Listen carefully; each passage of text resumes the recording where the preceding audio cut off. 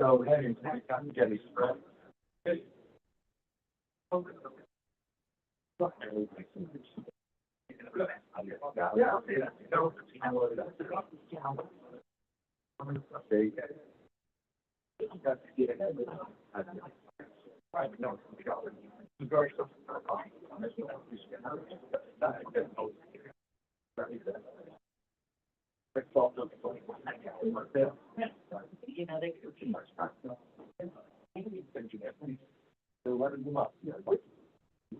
I'm going to sort of land.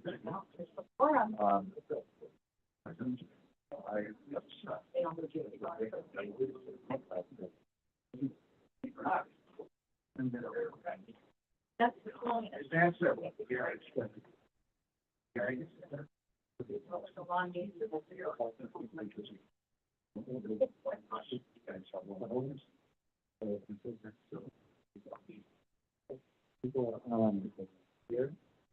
Well, Steve, did you not, very good. I must have closed it out when I went through the gate, and when it didn't open, I just go blank. Did someone forget to go to the garage gate? You know, I didn't jump in the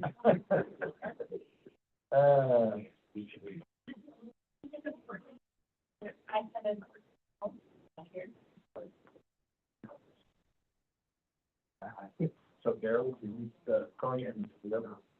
Okay.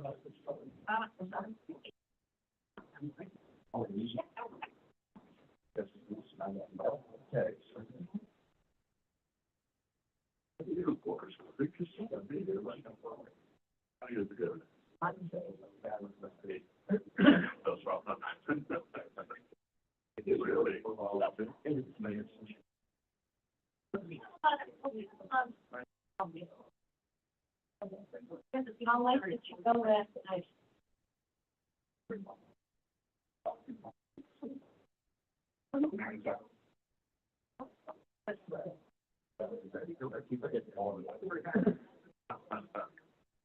Good morning. I'd like to start today's meeting, even though we're a little bit late.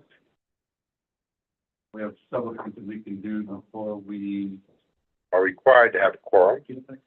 I'd like to call the MetroPlan meeting to order. Today is February 12th. The time is approximately a minute or two after 9 a.m., so good morning to everyone.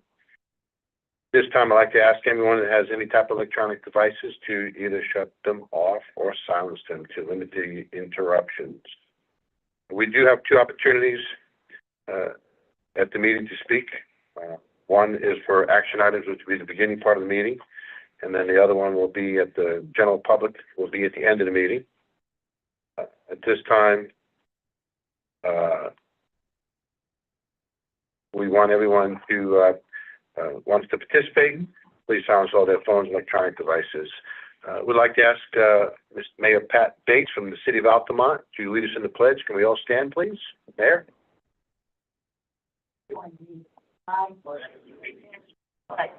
The United States of America and to the republic.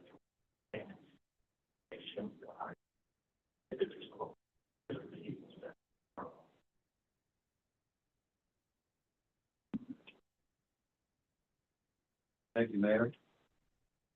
We also do have some guests with us, old friends, many of us. Rusty Roberts is Commissioner for the Florida Transportation Committee.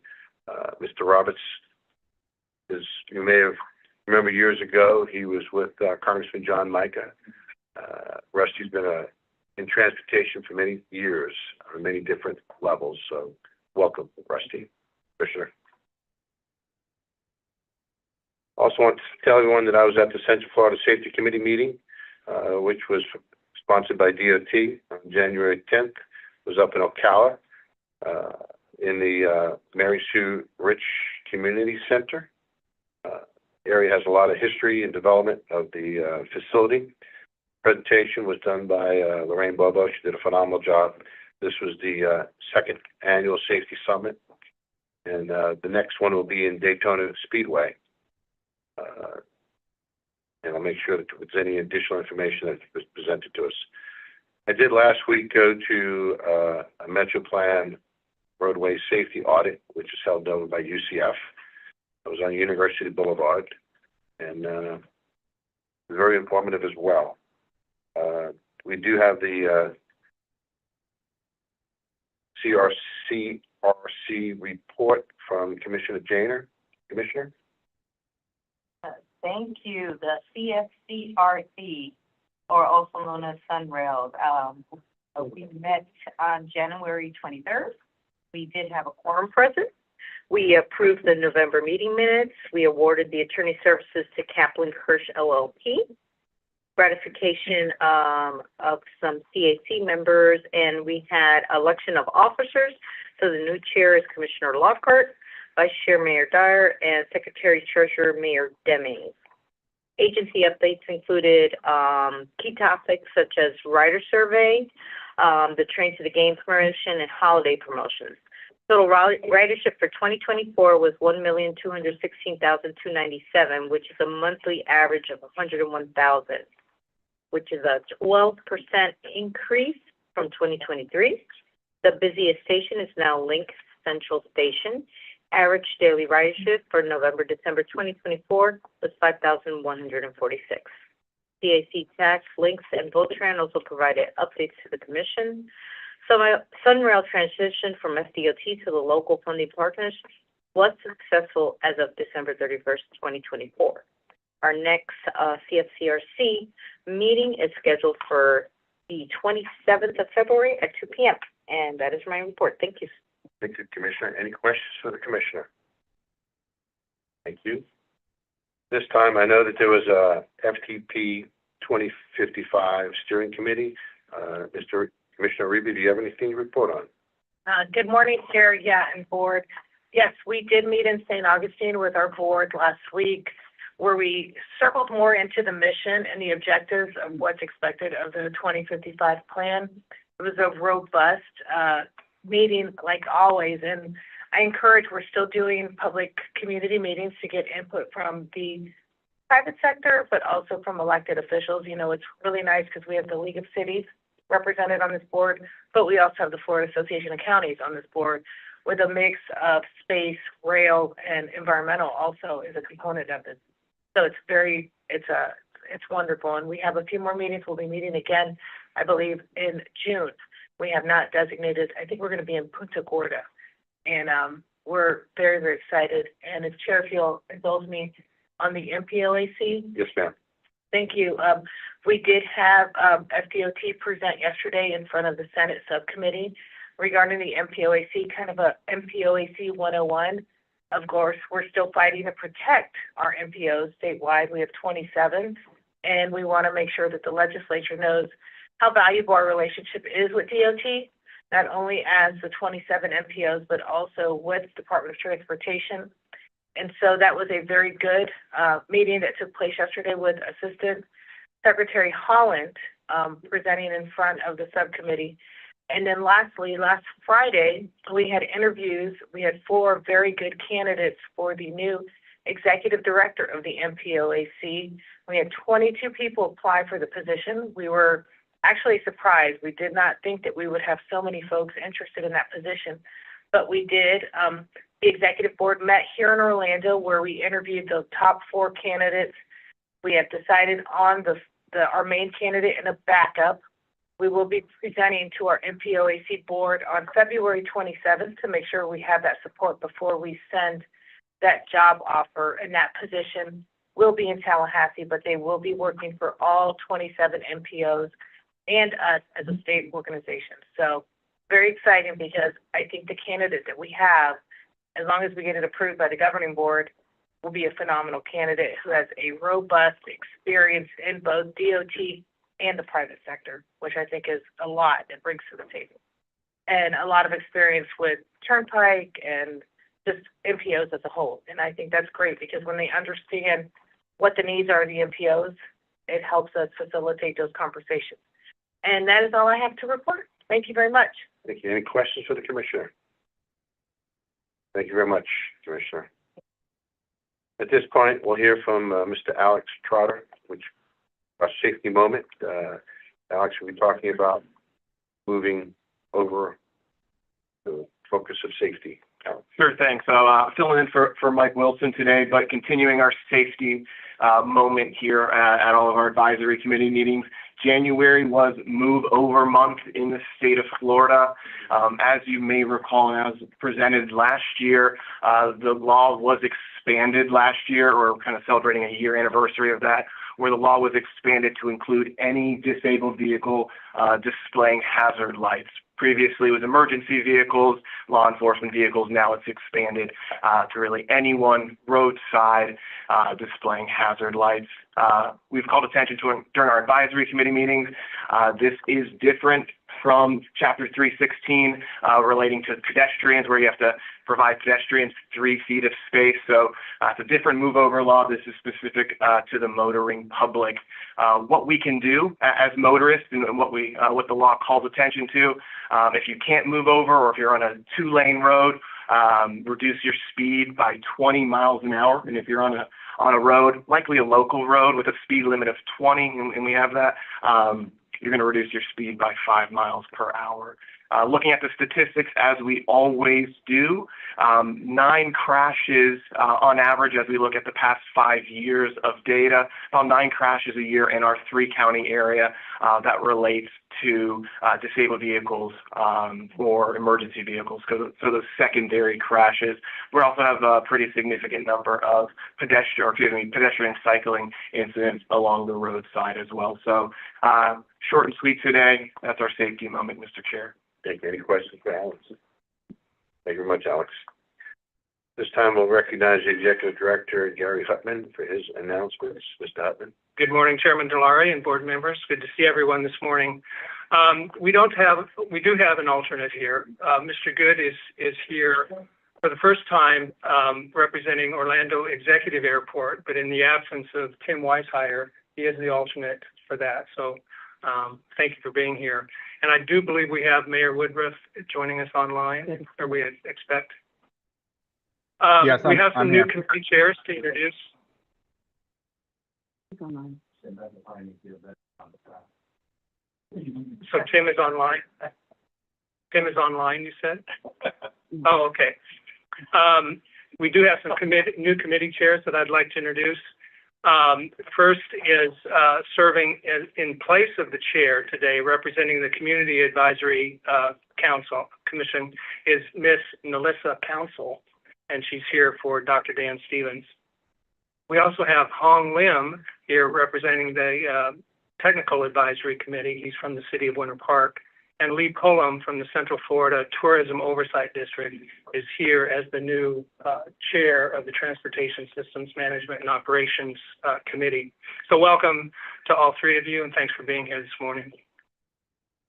I was in Tallahassee yesterday at the Senate Transportation Committee meeting, and the discussion that they had on MPOs in the state. And their primary concern for the meeting that I was at had to do with the consolidation of 3 MPOs on the west side of the state, Hillsborough, Pinellas, and Pasco.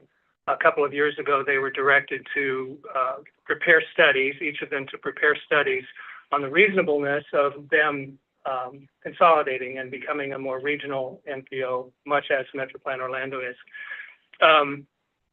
But as they were preparing for that meeting, we received a call from the staff director of that committee asking if MetroPlan could be there and be at the meeting and provide some input on how we operate, and we were happy to do that. We got the call on Thursday. I was a little hesitant to go at that last minute, but did, and very glad that I did. It was very worthwhile being there. A little news from Washington, D.C. Immediately after the release of the executive orders, we started receiving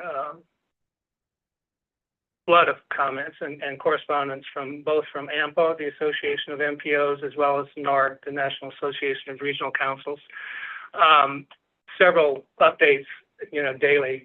But I did talk to FHWA on January 30th. I feel like that is, at this point, at least, probably our best information. And they assured me that our formula-based funds, the funds that we get that we call PL, that we use to pay staff salaries and run the operate the organization, as well as our urban attributable funds that come to us by formula. Those are safe. Our first Safe Streets and Roads for All grant that we worked so hard on, and we are still doing some work to wrap that up, some of the demonstrations associated with that, and that is safe.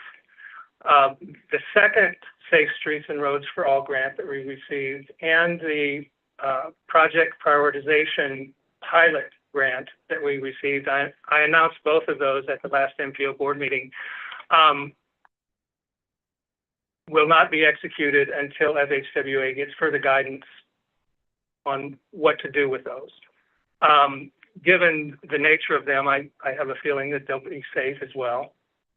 So we're continuing to work on them to get ready to submit the agreements. It's just that FHWA, until they have further guidance, are not in a position to execute those for us. You have supplemental folders in front of you this morning. I want to just highlight a couple of items in those. First is a fact sheet from CFX with information on the State Route 417 PD&E from 528 to 408. And CFX will be holding a public meeting on that project on February 27th, both in person as well as a virtual option. There's also a press release for the city of Altamont Springs as a model for urban innovation. They appear in a new book published by the Lincoln Institute of Land Policy. So congratulations, Mayor Bates, on that. That's awesome. And that completes my announcements, Chairman. Thank you. Any questions for Gary Hutman? Then we'll move on. We now have FDOT report. Secretary. All right. Thank you, Mr. Chairman. Good morning, everyone. It's great to see everybody again. Appreciate the leadership of MetroPlan Orlando. Your officers and members are certainly, out and about Central Florida and around the state working on transportation. So it's great to see the leadership that y'all are projecting across the region and across the state. This morning, I'd like to talk about a couple of things. I'll start with Sunrail, talk a little bit about I-4, and then I'll close out with a safety thought as well. So Commissioner Janer, thank you very much for reminding us that we finished 2024 with a very strong ridership. I'm pleased to report that strong ridership continues into 2025. We're over 14% higher in the month of January than we were just a year ago in the same month. So the growth is continuing to occur. Riders are coming back to Sunrail. One of the things that we're seeing with our, where is this growth occurring? It's occurring in the 2:30 to 5:30 spot, and on Mondays and Fridays. That's an indication that people are returning to work. They're returning to Sunrail as a commuter train service, which was always its intended purpose. So that's really good to see. We also finished off the year by completing the financial transition, and so we're very pleased to report that the local governments are paying for Sunrail, and DOT continues to operate it as we move forward with completing the operational transition of Sunrail. So for the present, I remain the CEO. Glad to do that. And one of the things that I want to focus on this next year is continuing that growth of Sunrail ridership. But the completion of the financial transition also allows both the five partners that make up the CFCRC and the FDOT to focus on what's next. We've completed the original vision. What's the next vision? And that vision is starting to emerge as the Sunshine Corridor. And very pleased to see that both Seminole County and City of Orlando just on Monday have both pledged their support to a PD&E study for the Sunshine Corridor. So I know the other local governments are also contemplating their participation and look forward to seeing where the Sunshine Corridor may go in 2025. Shifting over to I-4, we've got a lot of work going on down in Orange County, and it's about to get going in Osceola County as we start the Moving I-4 Forward project this month, literally this month, we will start to see construction occurring west of State Road 429 all the way into Polk County, working on that congestion relief lane that I've been talking about. So a new lane in each direction that will be on the ground, open to the public before the end of this year, and it will remain through construction and beyond. So that's really exciting to see. So you will start to see heavy equipment and construction activities out there on the corridor. And to go along with the increase in construction activity here in Central Florida, I think I do have a slide for what we're calling our Road to Your Future event. One of our, compass points at FDOT, one of our secrets to success is making sure that our workforce development challenges are met around the state. We're also, focusing on that here in Central Florida as well. So with the anticipated additional construction going on in our region, not just with FDOT, but with CFX and Florida's Turnpike, as well as, the counties in our region as well. We are going to be having a transportation industry hiring event. This is something that we did several of them in 2024 up in Jacksonville, Tallahassee, over in Tampa. We're now bringing this effort to Central Florida on April the 30th at Osceola Heritage Park. We will be having a pretty significant sized transportation-focused career fair that's open to anyone that's looking to hire people in the transportation sector. Yes, we're looking for people to work on I-4 and the contractors, but we're also, willing to host all of us that are looking for transportation workers, even if it's bus drivers or road crew members, interns, whatever it is, we will use our resources to draw them in. And if your local governments would like to participate in this and take a stab at some of the candidates that are coming in, please join us. So this is a big tent event. It is not just an FDOT event. It's all of us in Central Florida that are trying to keep moving the needle on transportation. So we're looking forward to that. And I'll close out with the move over. So thank you, Alex. You summed up very nicely. So I won't belabor the point too much, but I will say that as we closed out 2024 and early in 2025, we started seeing our road rangers around the state were actually getting hit when they were out doing their jobs. So we had a rash of folks. Fortunately, no serious injuries. But it was a phenomenon that we decided to take a pause. We called it a safety stand down. We didn't take anyone off the road. We basically waited until they were done with their shift. But we brought in every single road ranger here in Central Florida and talked to them about safety, talked to them about what they were observing out on the roadways, make sure that they had the training and the support and equipment that they needed. One of the things that came out of that conversation that is causing us, to do something next is the awareness of our visitors and the move over law. We've got lots of visitors here in Central Florida, lots of visitors that rent rental cars. How can we get them more informed about the move over law here in the state of Florida? So that's something, that we're taking back, because these men and women that are road rangers, they're literally on the side of the road with them, helping them get to their destination. And that's where they're coming up with this epiphany that, not all of our visitors are as well versed on Florida law as we are. So we're going to be working on that as we move ahead to try to keep everybody safe, not just the road rangers, but also law enforcement, as well as your own, folks, men and women that are out there working on the highways. It applies to every single person that's got their hazards, their caution lights on the side of the road. So with that, Mr. Chairman, thank you very much. I'll take any questions. If there's any questions, Secretary Chairman. Secretary Tyler, thanks for the update. Question on the job fair. That looks fantastic, and I'm sure. Are you guys inviting private sector and other governments to be involved? I want to take it back to the county, because I always think it's a great opportunity. But we would essentially come in and try to recruit for ourselves in our county if that was our goal. And you guys are promoting this through where? Yes, ma'am. It is open. We will have private sector vendors there that are looking to fill jobs, whether they're working for the department or working for other organizations here in Central Florida.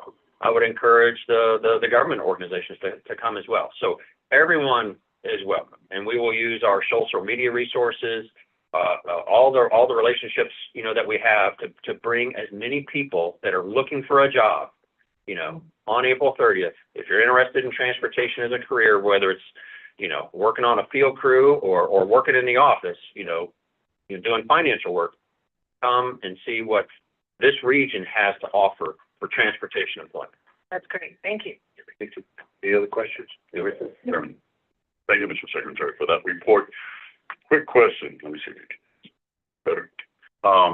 Do all the road rangers have those, I know that they have overhead lights, but do they have those flashing arrows that guide people to stay away from, do you know if all of them? Because I've seen some out there that don't have this, and that's a big deterrent.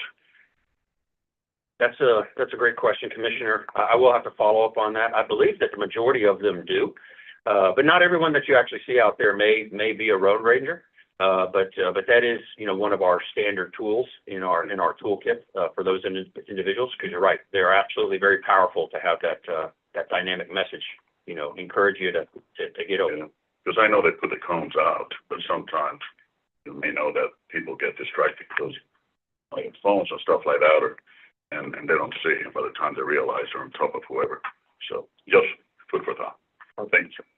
Commissioner? Mr. Chairman, Yes, ma'am. I have a question. Mr. Secretary, that flyer for the job fair, where can we find it? Because I would like to share. I know about, you know, people that came into my mind that will be interested in those. We will get it to MetroPlan and Okay, and we can go in there to the website. Thank would you. you mind helping us, you know, communicate that out to the staff members? Commissioner, we'll get that out to all board members. Thank you. Mhm. Thank you very much. Commissioner Wilson? So, knowing that we have in the room, contacts from our airports also, is there an opportunity with messaging for this, as people come in, they're headed to rent their car? We know there's a lot of information coming at those folks, but if there's any opportunity between getting off your plane and going to get your car about the difference, you know, the safety, I think it would be a good place to have that kind of messaging. Absolutely. So yes, I am springing this on the airport probably for the first time right here. You put you on the hot seat, that we're contemplating. But in addition to the airport, That's the beautiful thing about a collaborative effort. because they are picking up rental cars there. The other thing that we're looking at is how can we get into the gas stations, you know, and that little commercial that, you know, pops up when you're pumping your gas. So we're looking at the different ways that we can touch those visitors while they're here. But absolutely, partnership with the airports would be great. I'll work on that. Any other comments? I'm sorry, I didn't see. Thank you, Mr. Chairman. Am I okay? Did I do it? You're live. Okay. So if I could please request just more information on the Move Over Month effort to educate tourists, the 75 million arrivals that we get into the area.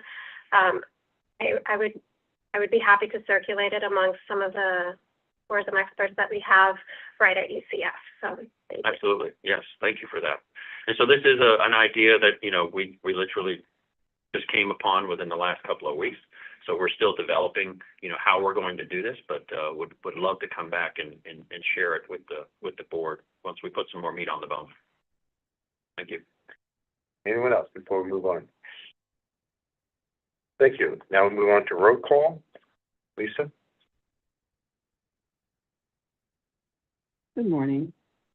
Barrington? Bates? Here. Constantine? Here. Gomez Cordero? Here. Solari? Here. Jennings? Dyer? Dallas? Here. Espinosa? Gilbert? Here. Reed? Janer? Here. Moore? Here. Nelson? Here. Scott? Here. Simran? Here. Smith? Here. Ortiz? Yes. Uribe? Here. Whitehire?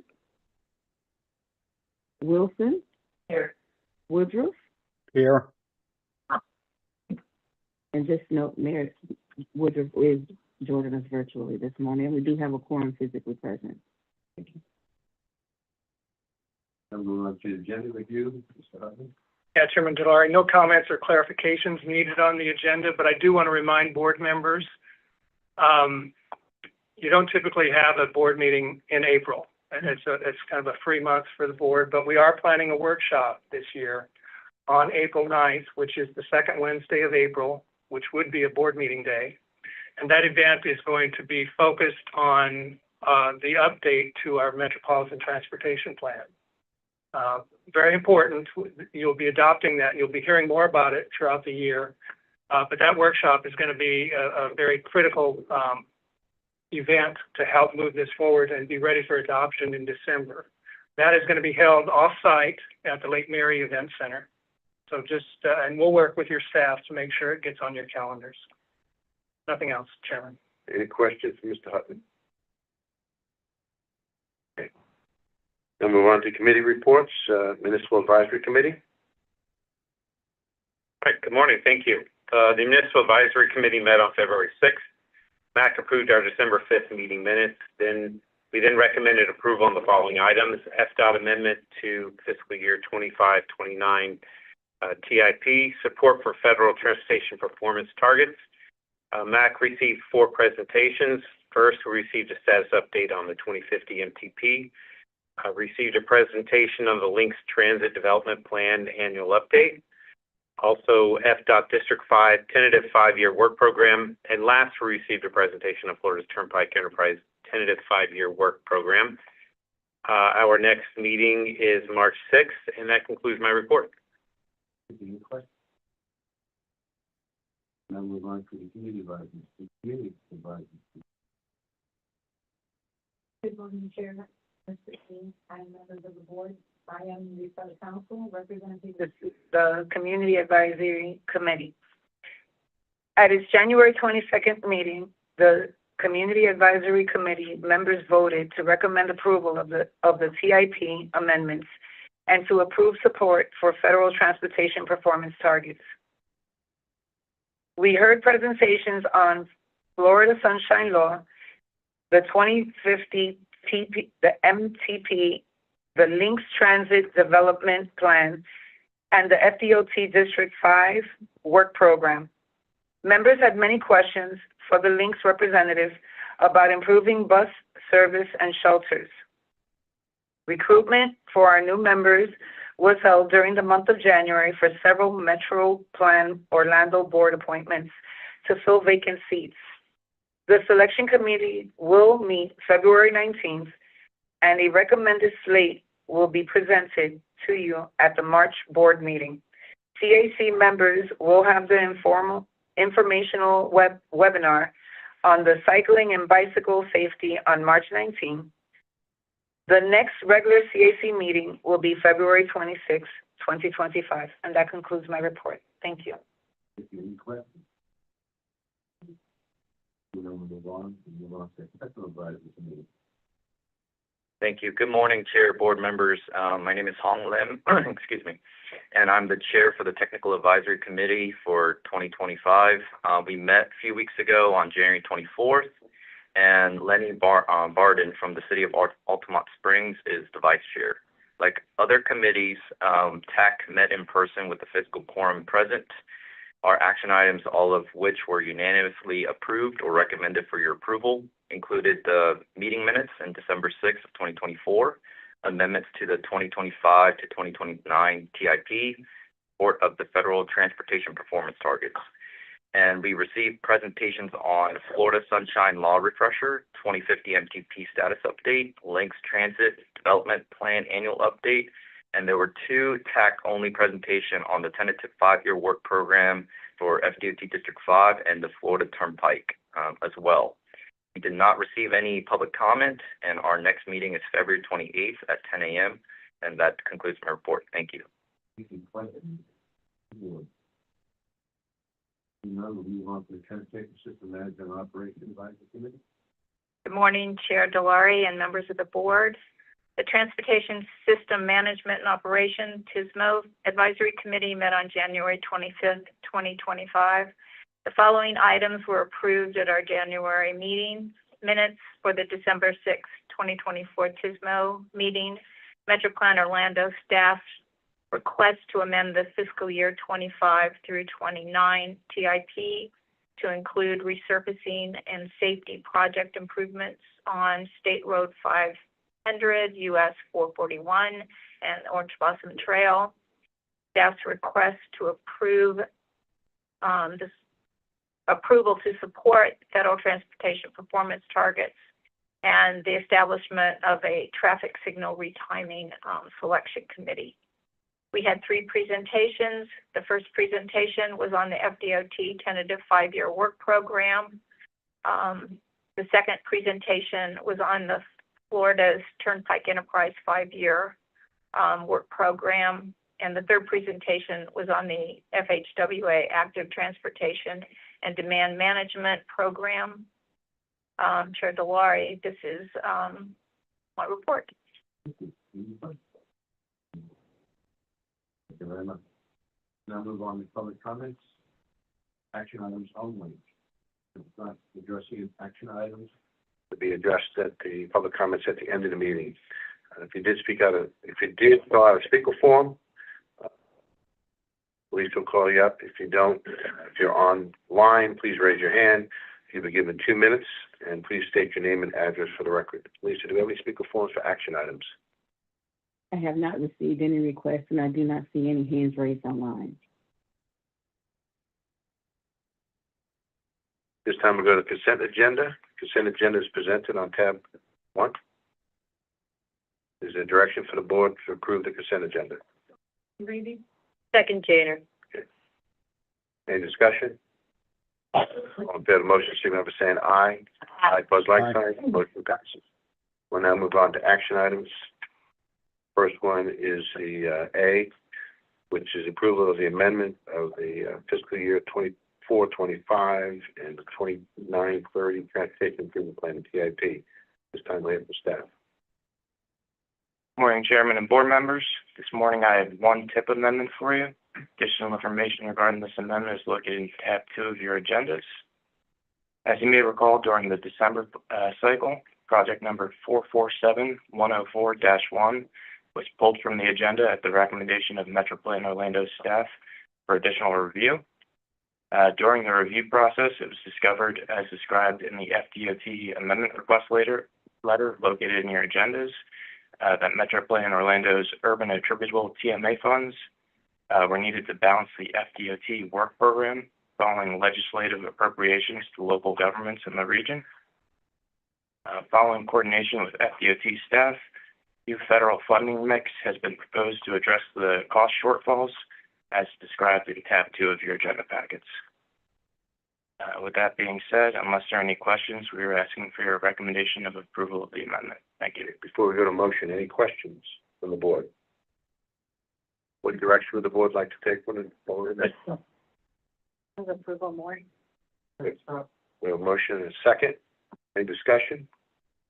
And then we'll call the roll. Lisa? Bates? Yes. Constantine? Yes. Gomez Cordero? Yes. Delari? Yes. Dallas? Yes. Gilbert? Yes. Daner? Yes. Moore? Yes. Nelson? Yes. Scott? Yes. Simrad? Yes. Smith? Yes. Ortiz? Yes. Uribe? White Wilson? Yes. Woodruff? Yes. Motion carries unanimously. Now move on to item number B, which is the approval of performance measures and targets on tab B, tab 3. Hear from staff.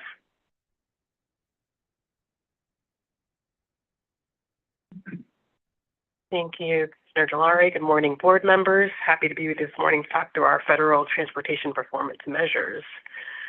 So state DOTs and MPOs are required to implement something called transportation performance management, which is a way of us making sure that our investment decisions are in keeping with our strategic performance goals. So we're required to set targets for a number of performance measures periodically, and then FHWA reviews our progress towards those targets.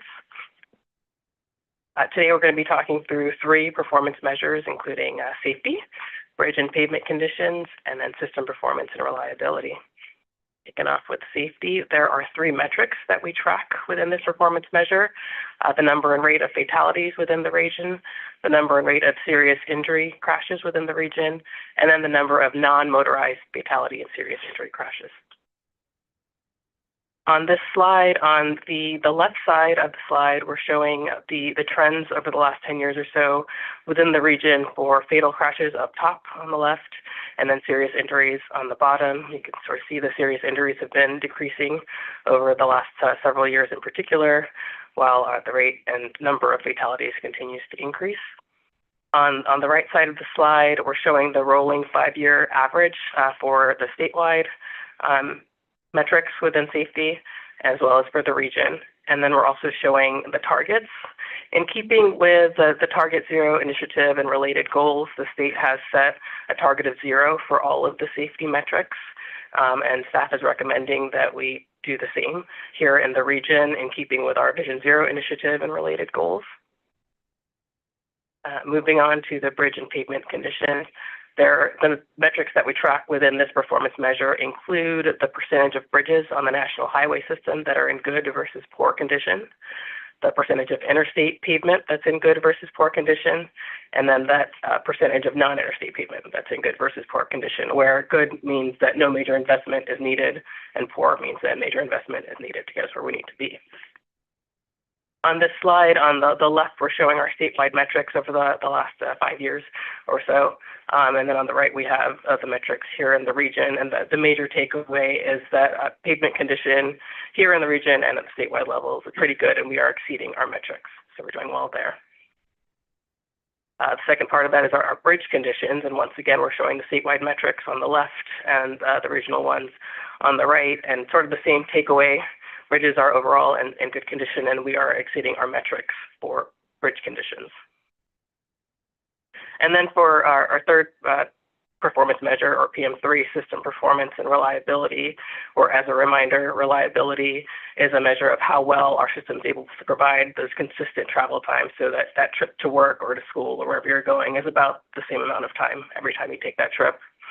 So the metrics that we track within this performance measure include the percentage of interstate person miles that are reliable, the percentage of non-interstate miles that are reliable, and then we also look at the truck travel time reliability index to see how our fleet vehicles are faring on the system. So once again, on the left, showing the statewide metrics, and then on the right, we have metrics for the region. And the takeaways are for our non-interstate roadways, we have better reliability here in the region than the statewide average.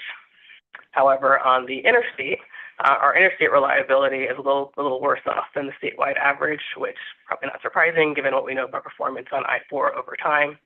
Similarly, our truck travel time reliability index is a little bit worse off than the statewide average. So with all that said, this slide summarizes staff's recommendation for targets for right now, and I'll just go through them briefly. For safety, as I noted before, we are recommending that we use the same targets as what the state has set, a target of 0 for all of the safety metrics.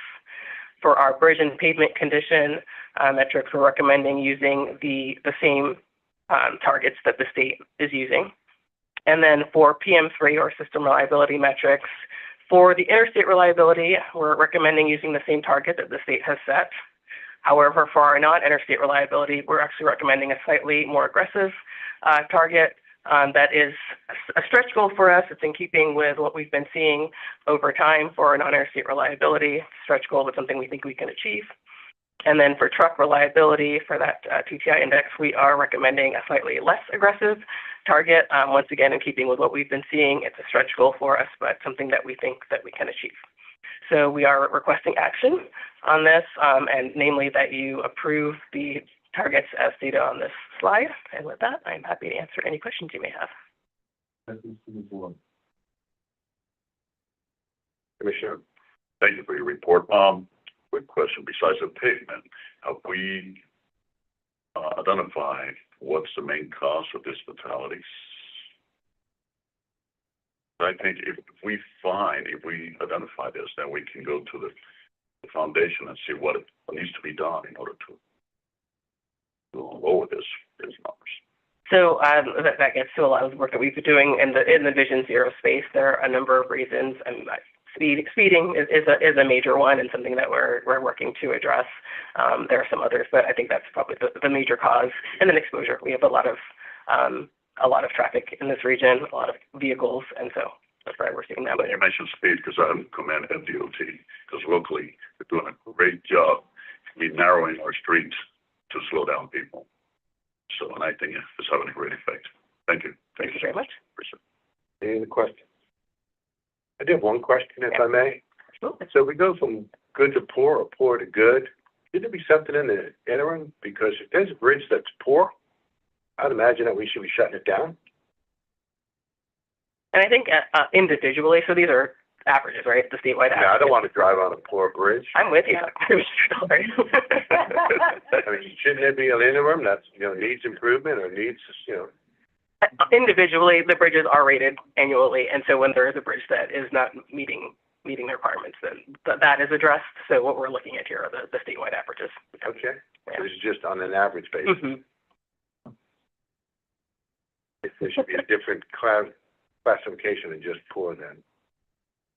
Any other questions? Do you have direction to approve? Second more. Okay, this is not a roll call vote, so we do it, I'll call the question. All in favor of the motion, signify by saying aye. Aye. Like sign. Motion passes. Thank you. This time we'll go for informational items for acknowledgement. Is there a motion for acknowledgement? Motion to acknowledge. Okay, we have a motion and a second. Any discussion? All in favor of the motion, signify by saying aye. Aye. Opposed, like sign. Motion passes. Now we'll move on to other businesses and presentation. First one is FDOT's draft work report program. Item A.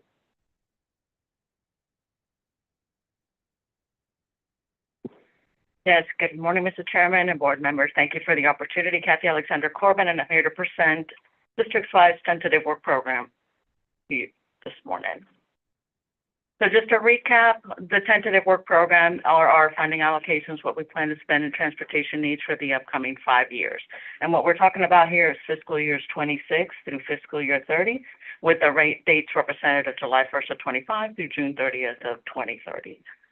We build the work program in collaboration with our local communities, local partners, transit agencies, our MetroPlan transportation planning partners as well. State and federal agencies also provide the input. And what it represents is transportation planning activities, design, engineering, construction, maintenance, operations, as well as maintenance of our traffic systems as well. What you're seeing on this slide are the key dates for this development cycle. All the districts developed their individual tentative work programs. We presented ours in December. That's where we showed it to the public, and we held our public hearing December 2nd through the 6th. The districts submit their tentative work programs to our executive office, the DOT agency. That was done mid-January. And it goes through an executive review, which occurred last week. Ultimately, all of the tentative work programs for the districts are combined. It becomes the statewide tentative work program. It's going to be shared with the Florida Transportation Commission in March. And then ultimately, it'll make its way to the governor for executive review and through the legislative session for approval and ultimate adoption July 1st. And then that's where we go ahead and execute our plan. We build our program based on the following state investment priorities, and that's what you see here. A safety program, so up and firstmost when we're developing our work program. That doesn't mean that we don't include safety in all of our other projects and any of the other areas. That's included here as well. The next priority is maintenance preservation.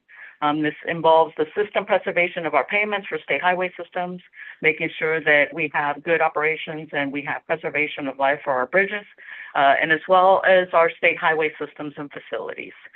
Last, we have statutory requirement allocations too, and this could be for transit, aviation, ports, and rail.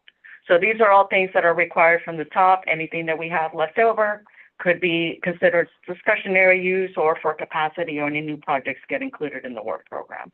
What we do when we build the work program is we assess all of the cost increases for everything that's already included in the work program and be adopted. We assess anything new. We meet these funding investment priorities, and then what's left over is what we consider for any new projects. As you can see, there's an inverse reaction, saying resources are the same across the board. If we have significant needs, our discretionary funding is limited. On the inverse side, if our needs and our costs are regulated, then we have more money that we could spend to introduce new items into the work program.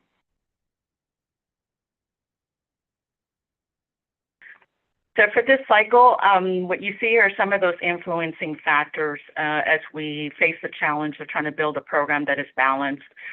These are the three main ones that just resurface year to year. First and foremost is allocation and revenues. That is the backbone for supporting our work program. We have to build a program that is balanced against state and federal sources, and we also have to meet certain criteria, program area targets as well.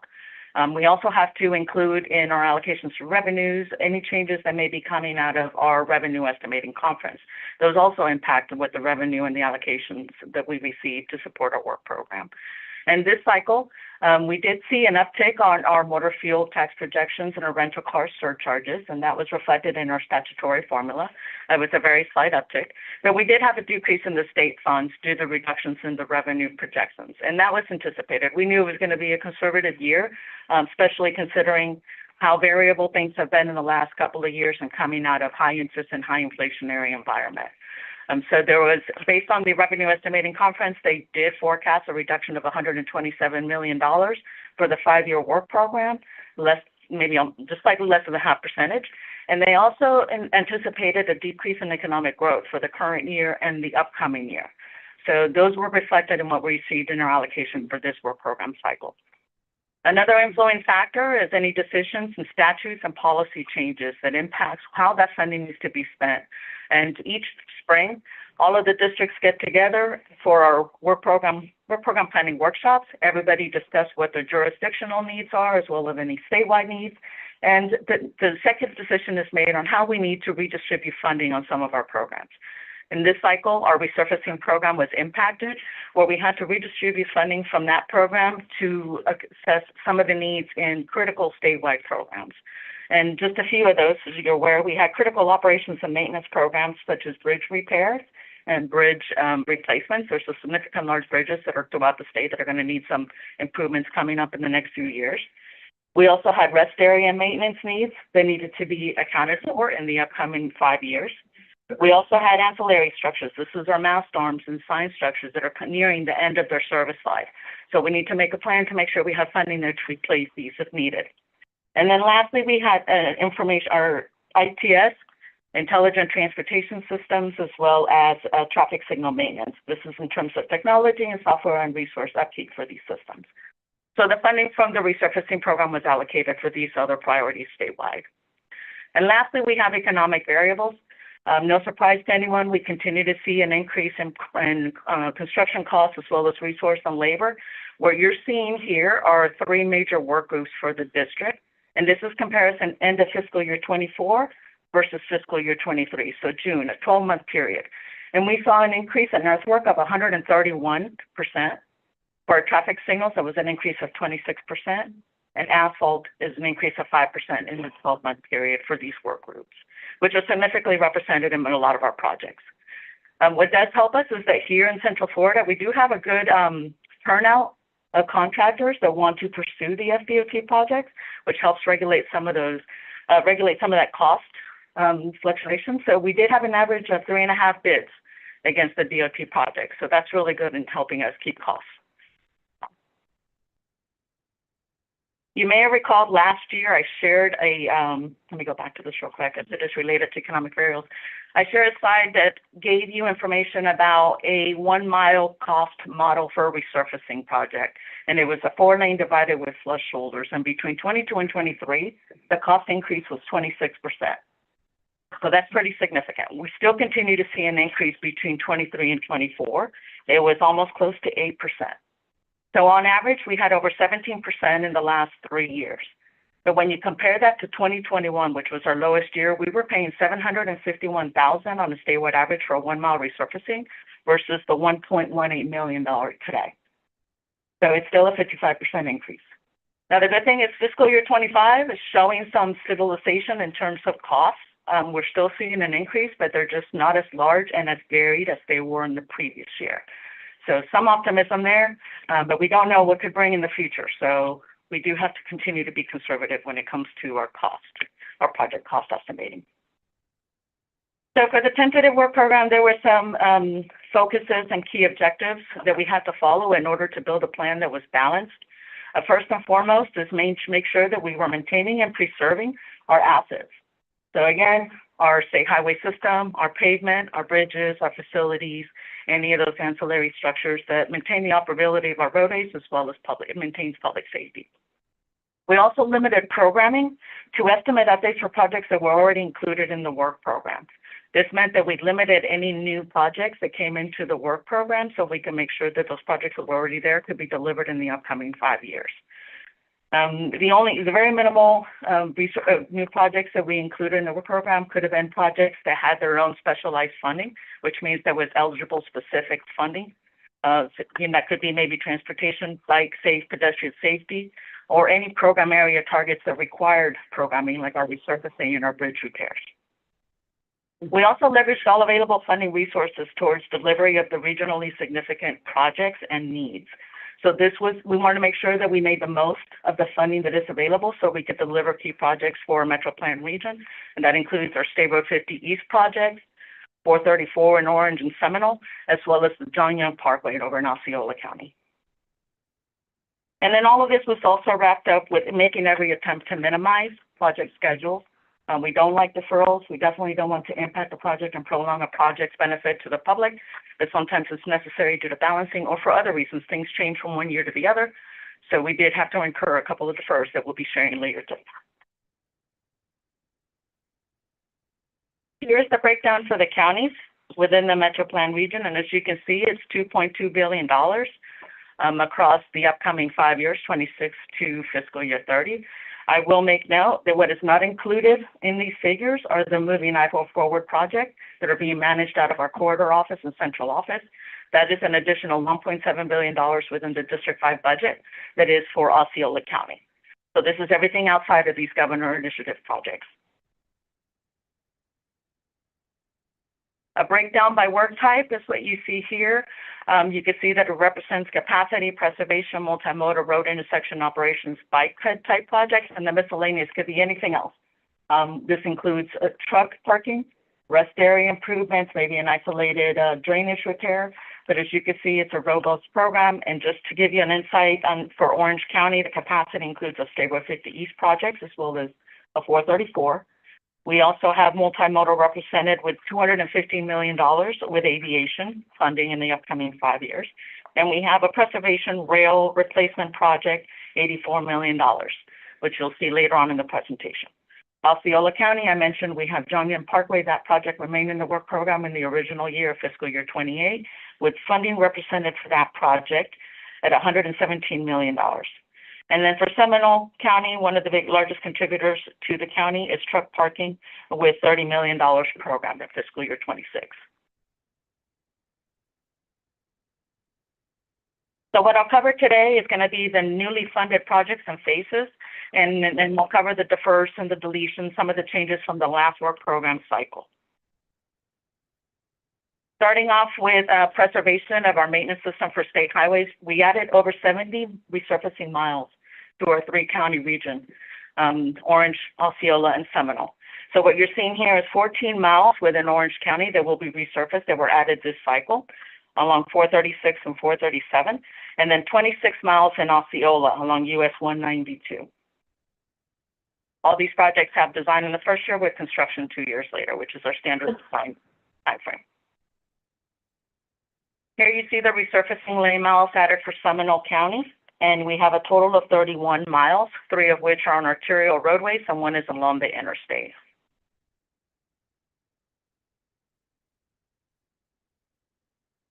On the left, you see here one of the important projects for the MetroPlan area. This is the State Road 50 widening capacity project. This was a project that was originally programmed as 2 projects, and there was a different FM number for this first one.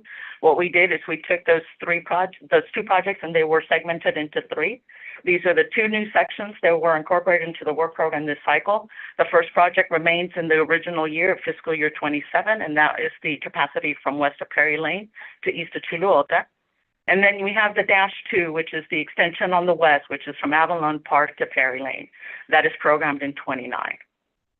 On the right-hand side, we see a federal earmark project that was introduced this cycle. This was for County Road 419. It's a capacity project. Seminole County is delivering that. Several projects that were introduced through safety funding. This again is one of the program priorities and target areas. We see several projects here along the left-hand side. You see rebuild signal with pedestrian features along Orange Avenue. There's also going to be a signal rebuild with double diagonal mast arms that will be constructed on Curry Ford and Goldenrod. And then we see a safety project for State Road 423 rounding out on the left-hand side. That's going to be pedestrian access management along Winter Park. On the left-hand side panel, you see an operational improvement. We're extending a left turn lane within Sanford on State Road 46 in Richmond. And then we have a local programs project with Castleberry where they're doing urban corridor improvements along Winter Park Drive. And then on the bottom, what you see is when we're talking about leveraging funding for the upcoming work program, this was a project with Seminole County where they had a project that was later. What they did is they went ahead and fronted the funding. We were able to put that project with a goes with on our project that we had for fiscal year 26. And so now those projects are now going together. So that was a project there for Seminole County that we're going to go ahead and put out in the upcoming work program. A couple of pedestrian and bike project improvements. Here you see one with, it's a local programs project also with City of Orlando. This is transportation alternative funding. So again, it's a very exclusive type funding for eligible type projects. They'll be installing sidewalk and making sidewalk improvements along several roadways along I-4. We have an Osceola County local programs project. This is a Safe Routes to School funding, and it'll be sidewalks that we are installing along Hickory Tree Elementary School in St. Cloud. A significant project, and I think it's important for economic vitality for our region, is truck parking. We introduced truck parking for Orange County as well as Osceola. And what you see here is the design for Orange County is in fiscal year 27 at $4.5 million. They're going to get started on that truck parking facility design. And then for Osceola County, we have right-of-way and environmental as well as construction in 27, close to $67 million. Bridge, I mentioned the importance of preservation of our bridges. Here we have the construction, or maybe the replacement, I should say, of the Sunrail Bridge over US 1792 in Maitland. This is part of the Central Florida Rail Corridor. The final design is underway, and the construction of that will be in 27 and $84 million. Being a huge destination center, we have additional funding that was going towards our aviations and our airport partners. What you see here is a total of $32 million. This is not what's in there. This is additional for this cycle from what was there previously. $32 million for taxiway improvements at Orange Orlando International Airport. $2.7 million for infrastructure improvements at the Executive Airport. And then $27.5 million additional for operational preservation and capacity projects in the upcoming years for Seminole, Orlando, Sanford Airport. Again, mentioning the deferred projects, it's a $2.2 billion work program when we talk about the counties outside of the governor's initiatives, a total of 189 projects. We did have to defer a couple of projects for them to be specific. There was I mentioned the third project for the State Road 50 East. This is the original FM number is 239-203-8 in Orange County. It's the far eastern section from Chulota to 520. That project did defer a year. It went from 29 to 30, not only for balancing purposes, but also to give the opportunity for those two preceding sections to get started and completed, so we don't have any kind of overlap or conflict with our contractors. Then we had a traffic signal project for Orange County. That project was deferred because of balancing of our safety funds. There wasn't enough for the original year, so that did move out 2 years. And then I mentioned the adjustments to our resurfacing program that were needed, and that's what you see here in the bottom right. State Road 527, that project moved out 2 years due to those lane mile redistribution and reductions. However, the payment has been verified, and it will be able to withstand that delay. And then on the top right, we did see 434 Orange County. This is a capacity project. This project did defer from fiscal year 28 to 29 for work program balancing purposes. We had a project that advanced from where it was from last cycle. It went from 28 for 27. This is a runway improvements with Seminole Orlando's airport, and that was advanced in coordination with our aviation partners. Things change from year to year and projects change as well. There's reasons and there's causes for that. So we had several deletions from what we had previously. All of these were coordinated with local agencies. So what you see here on the left-hand side is we had several sidewalk bundles that were deleted because what was the agency's intent was to go ahead and combine those into one. So all those other additional ones that are no longer being put out individually are now combined into the one project.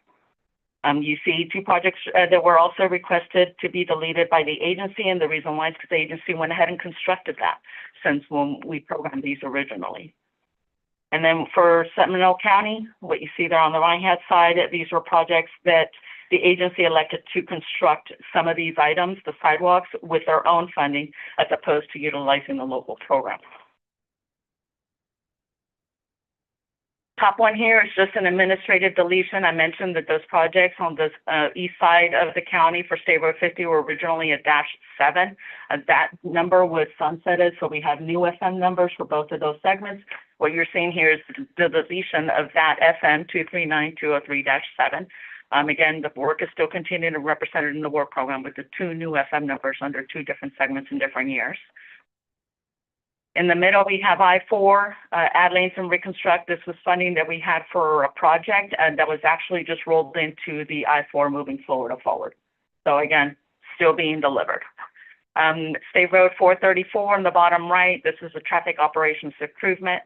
Here, the scope was removed that required the right-of-way phase, so that was no longer needed, so that was deleted. We had 2 projects here on the top left. These were projects that were slated for concrete pavement.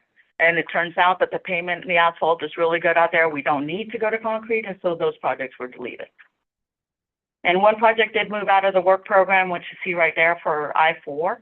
This was landscaping, and in reality, it doesn't make sense to come in and do landscaping when we have the I-4 moving forward projects. So let's go ahead and get those complete before the landscape will come in and beautify the roadway. Almost done, I promise. Couple more deletions. Here, what you see on the left-hand side, again, these were all coordinated with the agency. We had revision of project limits. So one of the projects was removed or deleted from the work program. We had the St. Andrews Trail from Caddy-Way Trail to Loma Avenue. That project is currently under design, but based on the design schedule, they're not going to be ready for the construction year that was originally programmed. So the request was to go ahead and delete it, and it will come back once they get further along to really target when the construction for that should be. And then we had the path and the trail construction support deleted within 26 based on the local agency coordination. I'm sorry, that last one on the bottom right is the one where they'll have to get further along. So it's a little Econ Trail phase is the one they'll come back for a construction year at a later time. We did have the electronic vehicle charging. We had reprioritizing of where we would install these. So it was deleted, a station that we had along State Road 91 and State Road 50, phase 2, to be reconsidered in the upcoming cycle, as well as one on State Road 19 and US 441.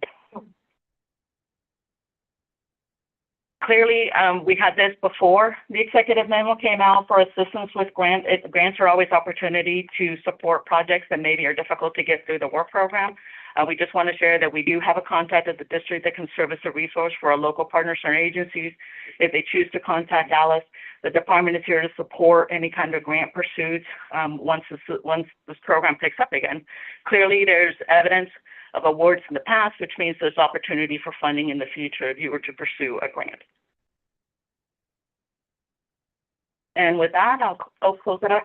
Any questions? I know it's a lot of information. Questions? Anything? Catherine, thank you so much for such a very detailed plan, and it was a lot to take in, but I did want to ask a question. So I'm noticing there's more safety signaling that's happening progressively along DOT roads. How are you guys evaluating those comparatively to roads that have a lot of pedestrian? And I'll just say, for example, on 441 and Oak Ridge Road, over the last couple months, there's been now a purposeful red light turn because it's a heavy pedestrian walking area. But I'm also seeing consistently the U-turns and pedestrians and the safety. Is that something that we need to, like, as we see, we bring it up? But I'm noticing it happening periodically, and it's very much needed because it almost gives extra set of eyes to the driver. Right. I'd assume to pull all the way up knowing that's a crosswalk. Unfortunately, I am not in tune with how they assess these and the need for it, but I would I would kick it off to Secretary. Thank you for that question, Commissioner. We actually spend a lot of time evaluating our network. Literally every single day, we've got teams that are evaluating intersections, signalized and unsignaled, all across the region. Our traffic operations group is one of those, as well as our safety office that's headed up by Lorene Bobo. So we're looking at it from multiple angles. We're looking for, if there's a crash trend that starts to spike, the safety office is going to pick that up. If we're seeing an operational issue, delay that's starting to grow, our traffic operations group is going to pick that up. And we have, different buckets of money, different funds that we have available to us to be able to do, once we see something and figure out what the solution is, how quickly can we get out there and evaluate that. So, it is something that we spend a lot of time on. We actually have several different, groups of people looking at it, several different buckets of money, and we always take local feedback. Citizens call us, email us, and let us know what their observations are. And we take those observations, we go and we correlate them with our own, and we find a lot of ideas and a lot of things that we're not catching ourselves because there's so many, hundreds of thousands of people out there, looking for problems and helping us, pinpoint them. We get them from your own staff as well, your traffic engineering department. So it's a constant, back and forth trying to figure out where are we going to go next, with the resources that we have available to keep tweaking and improving our network. So if there's a particular situation, please reach out to our team and we will be glad to take a look. No, and I got to tell you, Secretary, you guys have done a great job. So I don't want to seem like I'm coming off as in bad, because I'm seeing it and I'm seeing the effects. It always gives pause when you see heavy pedestrian areas, because obviously a car is huge and it's so many things are happening. What we're noticing on these state roads are so wide. Mm-hmm.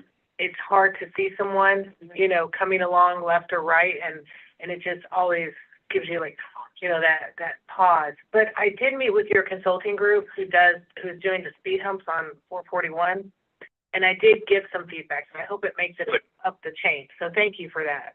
Appreciate it. All right, guys. Thank you. Commissioner Constantine? Thank you very much, Chairman. Catherine, thank you very much for, really informative. I am getting, however, and, I'm not familiar with this, but I'm getting emails now from a particular individual, Pamela Siebel, concerning, is she here? Yes, concerning. She'll be talking to us at the end of the meeting. Yeah, and I just wanted to know, can you expand, since everybody seems to know about it, could you expand a little bit more on that issue? Am I assuming this is for State Road 50 East? Yes. Yes.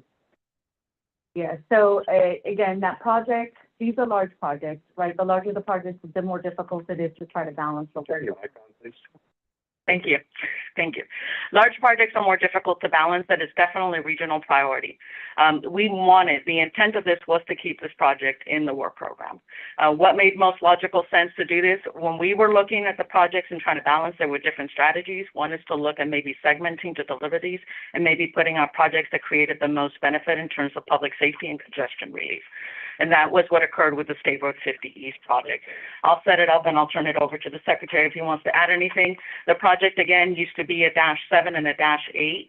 The -7 was now split into two. It remains. We have the most important section that we know is next to schools and requires that is addressing a public concern. That is the -1 and it remains in 27.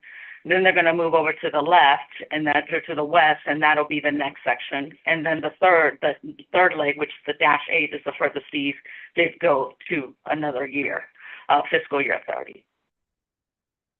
Thank you, Kathy. So this is this project was one of our biggest challenges and biggest priorities for this past work program cycle. Going back the last couple years, and Kathy, you'll have to help me on this because we just went over these numbers when I had to present and defend the work program to my boss, Secretary Perdue. These two projects, before they became three, had gone up over $100 million. Over $100 million over several years. And we didn't have any additional funds, to cover that. The revenue projections, are a fuzz less. So no new funds, $100 million cost increase, how do we keep this project in the work program without moving a bunch of other stuff? Which was our goal, was to, if it's in the program, it stays in the program. So we had to get creative. So we looked at segmenting the project. Once we segmented it, then we had to figure out which one do we do first. You know, because we do have the money in fiscal year 27 for that first project. Which of these do we start with first? Well, we had our own ideas, but we reached out to Orange County staff to make sure that we were reading the situation correctly. And they concurred with our segmentation approach.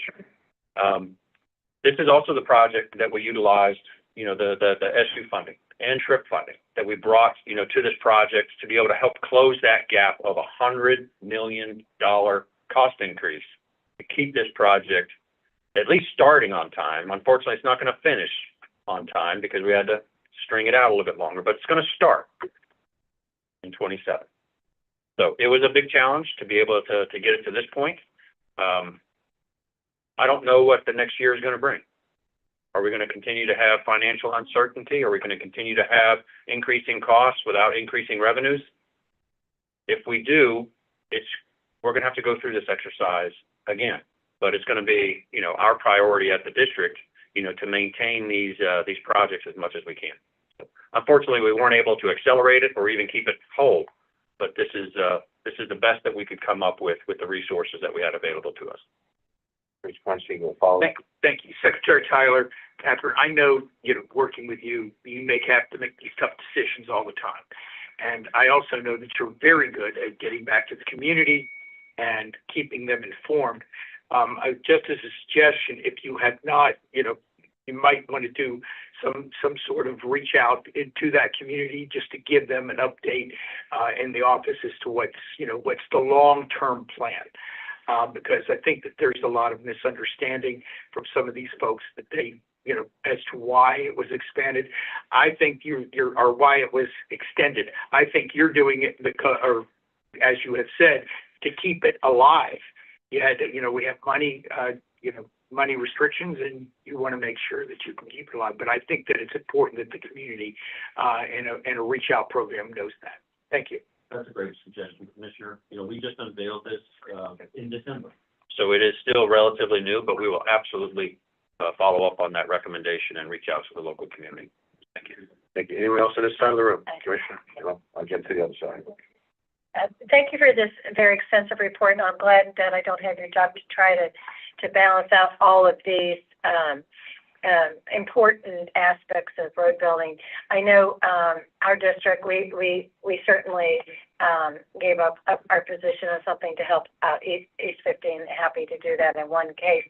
The one concern that I have was on some of the resurfacing projects that we were losing some of the safety measures, and I was just curious if you could talk to, would there be an opportunity to come back and retrofit later? I'm just concerned. It's 436, and Newark could speak to it as well.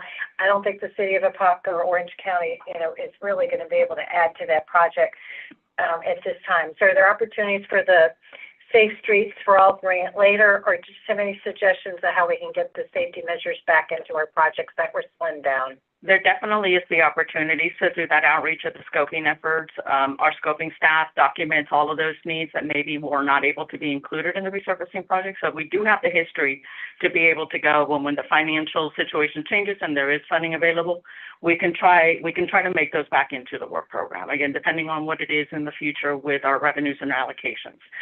What we have been pushing for is collaborative funding. It's really important to bring to the table is any kind of funding for those crucial safety needs that are outside of pavement. One thing to remind everybody is that our resurfacing allocations are exactly that. They're to preserve the pavement. And what ends up happening is we supplement a lot of our projects because of the timing when they come through with the design, with the pavement life. 13, 15 years, that's a great time to come in and do those additional items. The timing of that, though, means that the funding that is allocated to the pavement cannot be used for those items. And so that it becomes a challenge. But there is the opportunity based on the records that we have on those projects that did not have them to come back and look at them in the future. Well, specifically, the lanes are now not going to be narrowed and extending the width of the bike lane, which is a safety issue. And I would assume that you would want to do that at the time of resurfacing. And so can you speak to that concern? The resurfacing isn't necessarily changing the roadway typical. The resurfacing is really preserving the pavement life. And that's what we're saying. When we talk about the resurfacing program, it's to extend the life of the pavement. And so when we're coming and doing changes, it makes sense because of the timing. We're already there constructing, but now you're changing the roadway typical, and that tends to expand the cost. And so it becomes a different scope project. A lot of the districts, because of the reductions in the resurfacing project, had their lane mile reductions, had their lane miles reduced. And so we're doing a lot of maintenance paving. And the reason for that is to be able to prolong the pavement life. So after you do the resurfacing, could you still come back and narrow lanes? We could. That could be something that would be considered. Yes, we have to document it. I wanted to add, because I'm talking about 436. Yeah, I know that we're looking to put the lanes on the diet to try to slow traffic in that 436 corridor. So, looking at, pedestrian bikes, which will have a bigger impact in that area. So, right. As we move forward, to be whatever we can do to make sure that the non car drivers have a safer opportunity in that corridor. Absolutely. There's another question on this side. Thank you. Anyone else? Okay, just want to make sure we're done on this side. Yes, Thank Commissioner. you, Mr. Chairman. I am the District 5 Commissioner of that area for East Orange County, so I would be happy to organize and help schedule a community meeting to bring people up to speed. It is such a dangerous stretch. I drive it every single day. It's near to where I live. We have a lot of pedestrian, a lot of bicyclist fatalities. You can drive that stretch of the highway and see the most unfortunate community scars with actual crosses where people have passed because they were hit by cars. So to me, I know that everybody has a district and a community that is priority, but because this is one of the most dangerous stretches of highway that we probably have in the entire state of Florida, I really want to advocate for the community that we need some increased safety measures. And I appreciate you, keeping the project alive. I know how difficult it is to rub two pennies together and try to get 3 cents. It doesn't work. I know. I just want to emphasize how critical it is to keep this project as a priority and to ensure that we can keep our community safe. Additionally, I would like to say that the school board has reached out to me because they have a bundle of concerns because we've got students who are walking and trying to cross a 6-lane highway to get home. So it's really critical, and I think it's very important to engage the community. So, thank you. Thank you. Any other comments before we move on? I'm going to go back to the side. Okay. Thank you, Mr. Chairman. I know that you're hearing a lot of requests, but let me give you a kudos because you guys did a study in the city side of 436 and it was excellent. And what you guys were able to attain has really changed the outcome in terms of fatalities or whatnot. So I'm pretty sure they're going to do a great job in the northern part all the way to Apopka. And hopefully we have that other project that has to do with Los Rapid Transit that I would love to see that coming to fruition in the near future. It's going to go all the way to Apopka also. We started that about 7 or 10 years ago or something like that. So, but I would just want to give you guys kudos because on the side of the city, in our city or in Orlando, you guys did a terrific job. And I'm pretty sure if you follow the same guidelines, you guys are going to do a great job over there too. So, Thank you. Thank you. Thank you very much for your update. This time we'll move on to item B, which is FTE draft work program.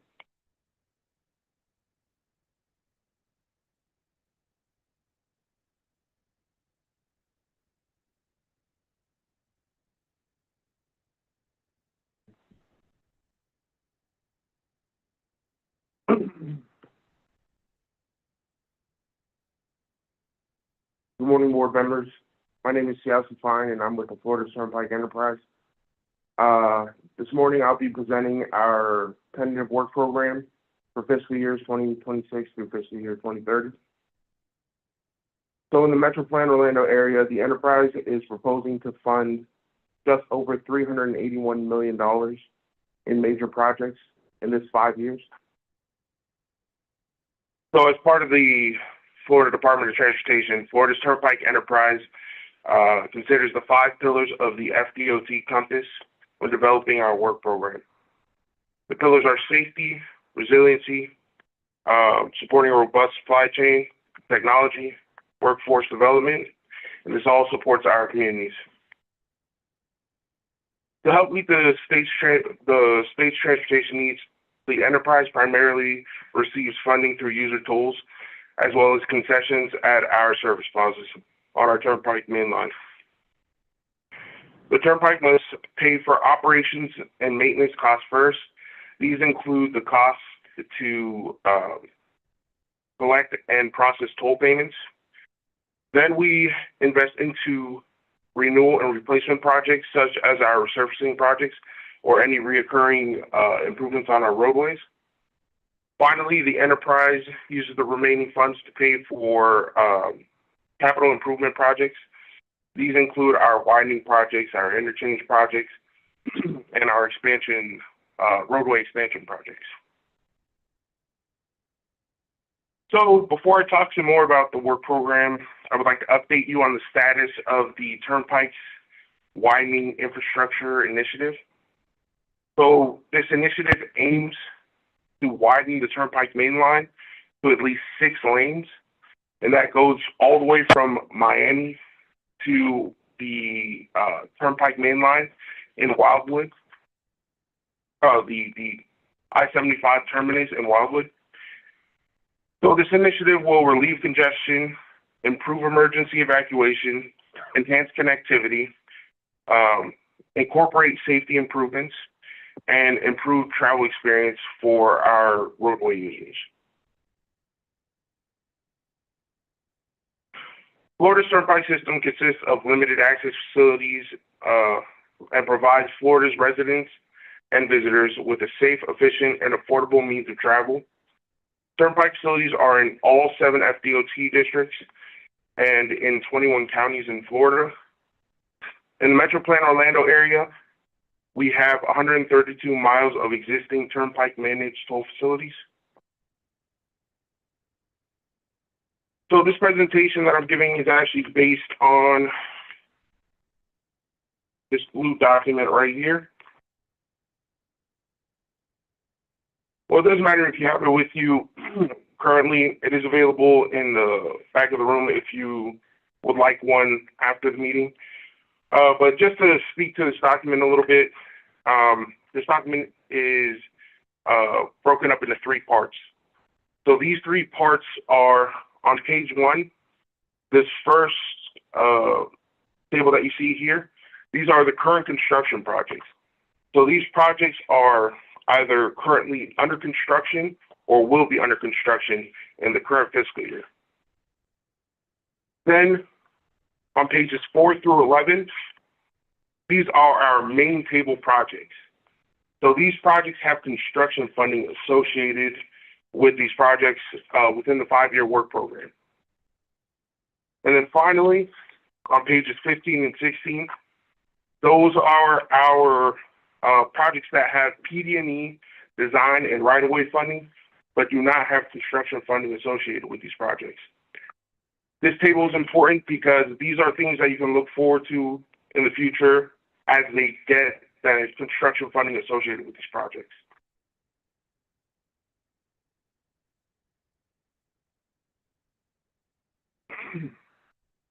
Okay, so I'd like to talk some more about those projects, our main table projects.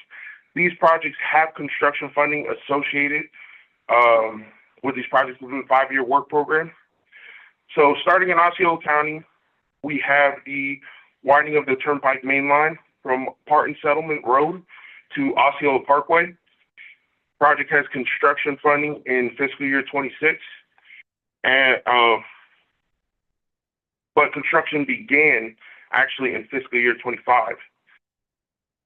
Next, we have the widening of the Turnpike main line from US 192 to Parton Settlement Road with interchange improvements at US 192. This project has construction funding in fiscal year 2028. The third project on this slide is the widening of the Turnpike main line from Clay Whaley Road to US 192 with a new full interchange at Nolte Road. This project has design build funding in fiscal year 2026, but that design build funding actually began in fiscal year 2024. And the final project on this slide is the Canoe Creek Service Plaza parking improvements. So this project has construction funding in fiscal year 2026. Moving on to Orange County, we have the new interchange on the Turnpike Main Line at Sand Lake Road. This project has construction funded in fiscal year 2027, but construction actually began in fiscal year 2024. Second project is the interchange improvements on the Turnpike Main Line at State Road 528 and US 1792-441, also known as our Orlando South Ultimate Interchange Project Phase 1. This project has construction funding in fiscal year 2026 through fiscal year 2028. The third project on this slide is the new interchange on the Turnpike Main Line at Taft Island Road, and this project has construction funding in fiscal year 2027. And the final project on this slide is the Tismo interchange improvements on State Road 528 at John Young Parkway, and this project has construction funding in fiscal year 2026. Next, I'd like to discuss, again, those projects that have PD&E design and right-of-way funding, but do not have construction funding associated with the projects. So starting on this slide, we have the widening of the Turnpike Main Line from State Road 408 to State Road 429, and that is on the northbound side of the road.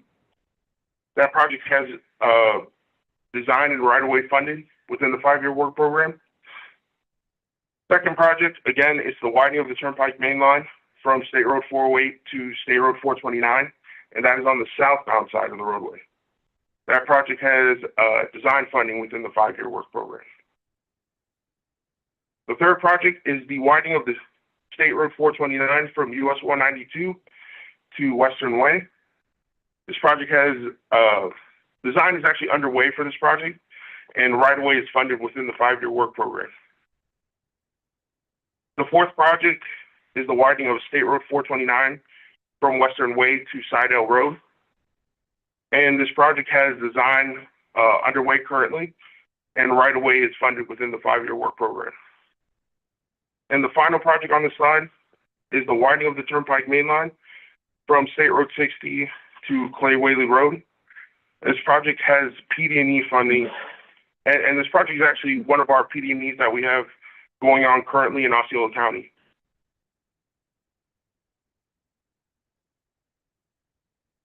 Okay, so now moving on, we have the widening of the Turnpike Main Line from north of the Three Lakes Service Plaza Road to south of Clay Whaley Road, and design is funded within the 5-year work program. Second project on the slide is the widening of I-4 from west of County Road 532 to east of Osceola Parkway. So this is actually a central office, corridors office project. The part that the Turnpike is funding is actually part of this project, which is the interchange improvements at I-4 and State Road 429. And I believe these are ramp improvements. So this project has design and right-of-way, which are funded in the 5-year work program. The second project on this slide is the construction of the Poinciana Connector. Again, this is a corridors office project, and which the Turnpike is partnering as a funding partner. This project has design and right-of-way, which is funded within the 5-year work program. And the final project on this slide is the widening of the Seminole Expressway from north of Lake Mary Boulevard to north of Reinhardt Road. And this project has design funding within the 5-year work program. For more information on all Turnpike Tentative Work Program projects, you can visit the FDOT Work Program Public Hearing website and download the District 5 Public Hearing Report. Turnpike's Tentative Work Program projects can also be found on our website, floridasturnpike.com. And before I go, I'd like to share a safety minute with you all. So the Florida Move Over Law requires you to move over a lane when you see a stopped law enforcement, emergency, sanitation, utility, tow trucks, construction vehicles with warning lights on, or any disabled vehicle on the side of the road. If you cannot move over lane, please slow down to 20 miles per hour, less than the posted speed limit. And if the posted speed limit is actually 20 miles per hour, please slow down to 5 miles per hour. But with that being said, that is end of my report. And if there are any questions or concerns, I'll take those down. Questions from the board? Thank you. So I was looking at the turnpike widening to Parton Settlement Road, and we have two bridges that cross Parton Settlement and one that crosses Simpson that both have to be widened as part of that widening. We are currently in the process now of widening the roads, and then everything bottlenecks, obviously, at those bridges that we were waiting on. We requested to go ahead and construct them for you, but we were told no because you were designing them. So do you have any sort of update on when the expectation is for those bridges to be constructed? So my understanding is we're still coordinating the project schedules with the bridges and our widening. I'll follow up with you through email and see what I can find out. Yeah, it's the overpasses over Simpson Road and Parton Settlement Road. Mm-hmm. Thank you. Any other questions from the board? Thank you. Thank you. And then move on to Links Transit Development Program. Hear from staff. Good morning, Chair, board members. Appreciate the audience. I know this is going to be new to several of you. I'm going to be as brief as I can considering the time, but this is a new requirement for us to be before you today for our transit development plan. So I'll give a little background since not all of you may have had the pleasure of learning about our TDP process before, why I'm here with the revised rule, some of the goals of our TDP, accomplishments from this past year, what we're working on now or coming up, and then the next steps for our TDP process overall. So why do we have to do a transit development plan?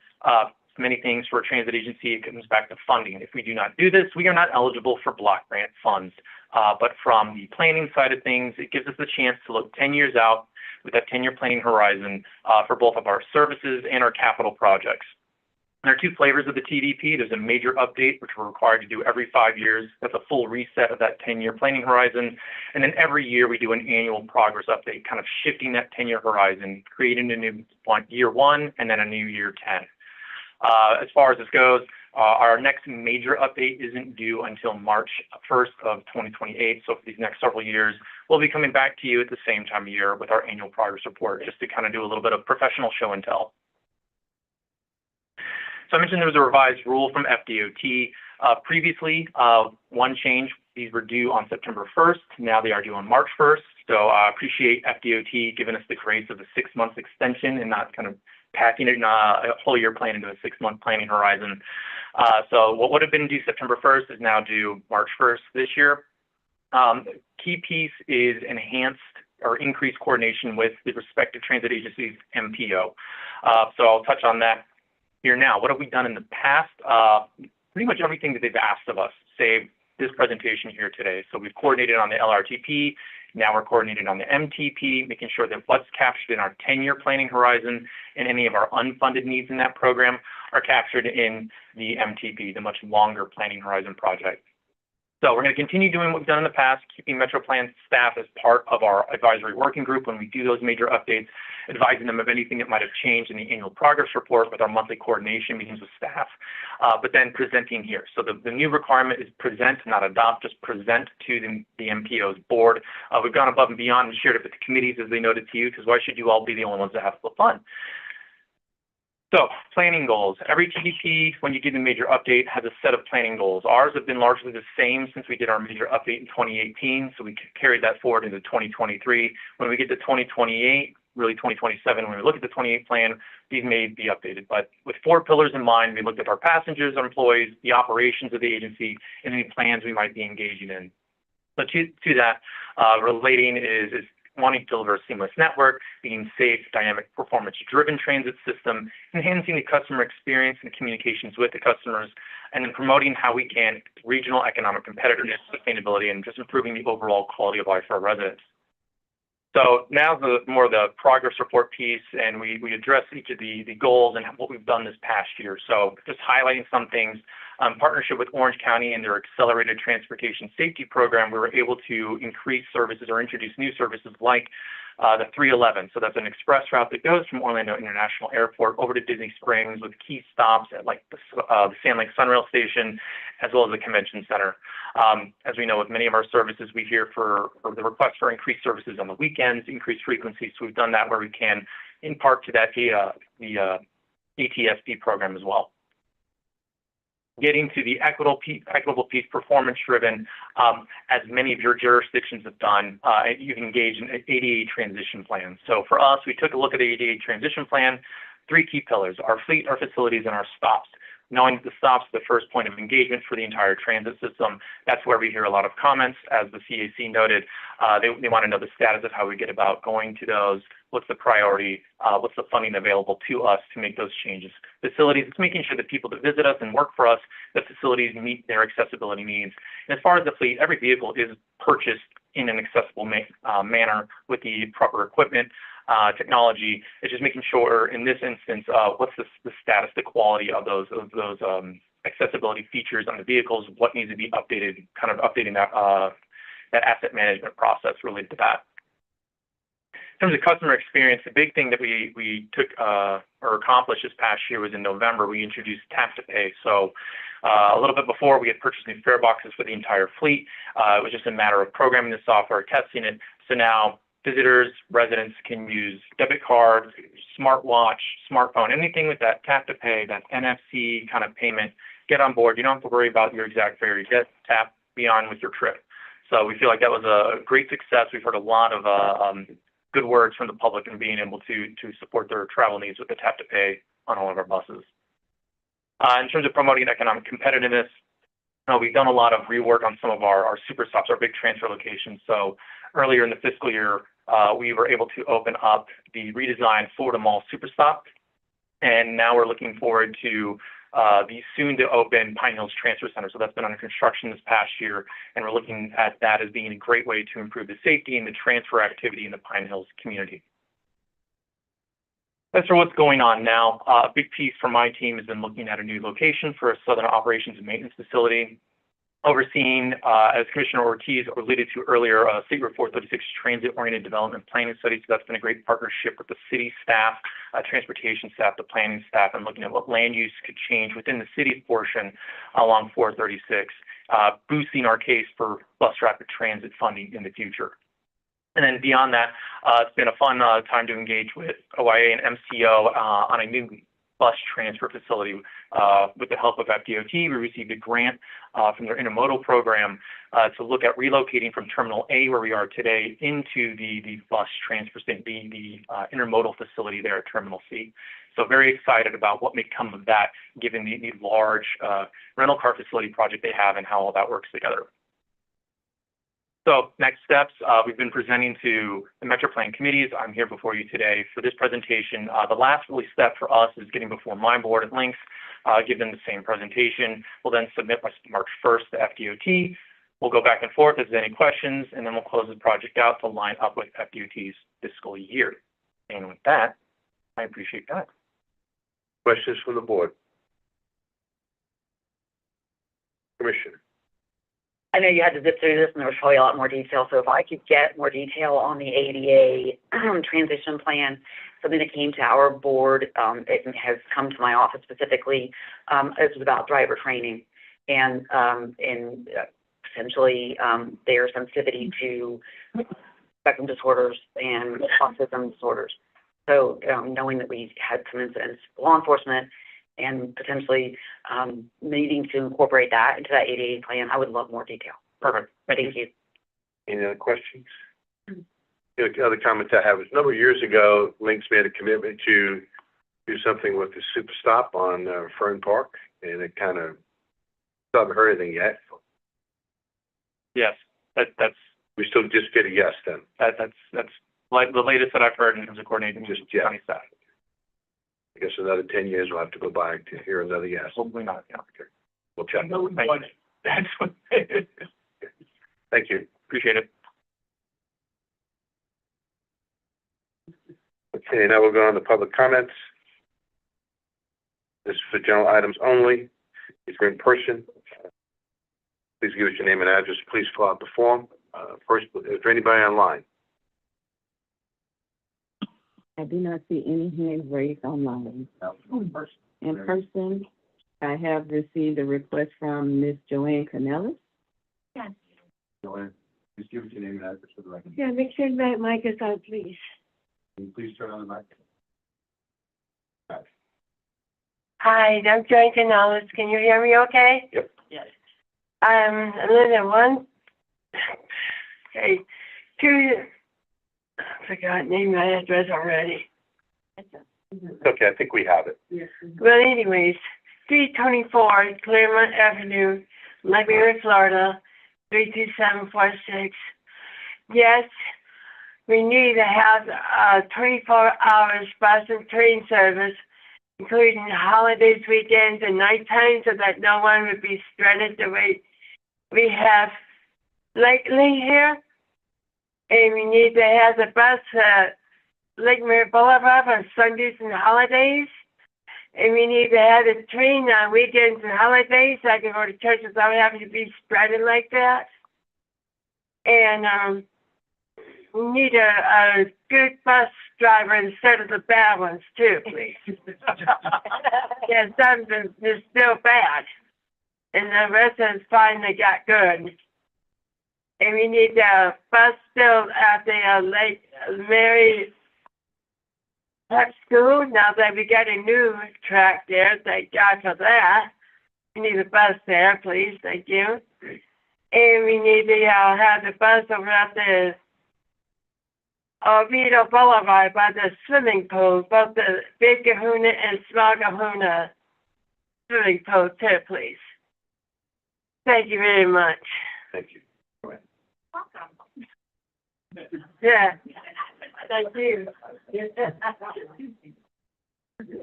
else do we have, Lisa? Yeah. I have another request to speak from Ms. Pamela Seibel. There's also a slide that I believe the speaker would like for us to put on the screen.